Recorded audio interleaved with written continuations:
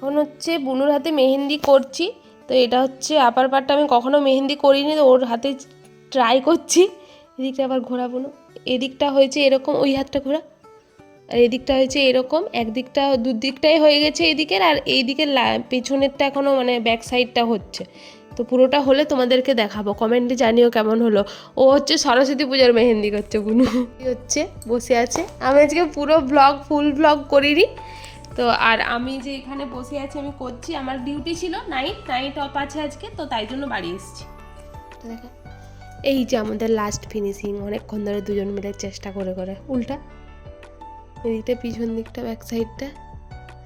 বুনু, বুনু ঠিক আছে, ভাল লাগছে?